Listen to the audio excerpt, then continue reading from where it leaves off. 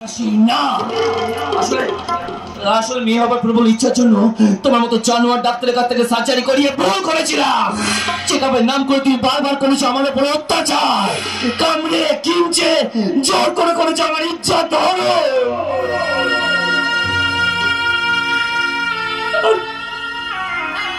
সেই দিন থেকে তুই আমার মেয়ে হওয়ার ইচ্ছাটাকে দুমড়ে মুচড়ে একেবারে শেষ করে দিয়েছ।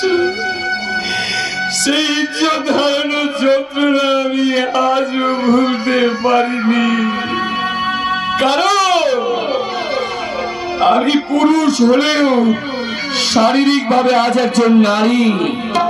তাই সেদিন আমি প্রতিজ্ঞা করেছিলাম তোমার শেষ আমি দেখবই। তোমার আমার এতদিনের ভালোবাসা। হ্যাঁ, ভালোবাসা?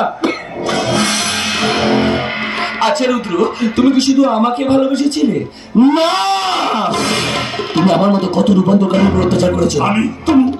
তুমি কি ভেবেছো শোনা আমি তোমার কোনো খবরই রাখিনি? তোমার সাথে ভালোবাসার অভিনয় করে হসপিটালের সমস্ত দুর্নীতি আর কুকর্মের সাক্ষী হয়ে গেছি আমি।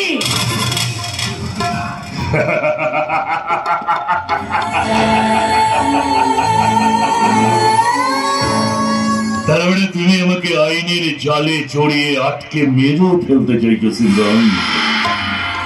তুমি বোধহয় জানো না সিমরান, আইনের পথটা কিন্তু বড্ড বাঁকা। দেখো এমন যেন না হয় সেই বাঁকা পথে তোমারই তো হতে পারে অ্যাক্সিডেন্ট।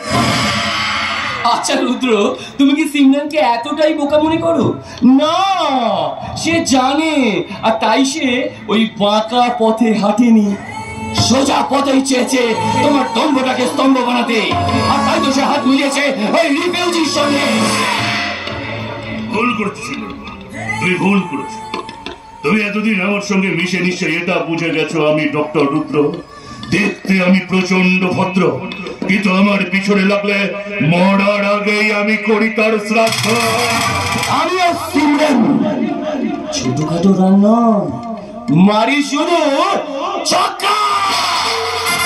তাহলে পরীক্ষাটা খেলার মাঠেই হয়ে যাবে। This is my challenge. এটা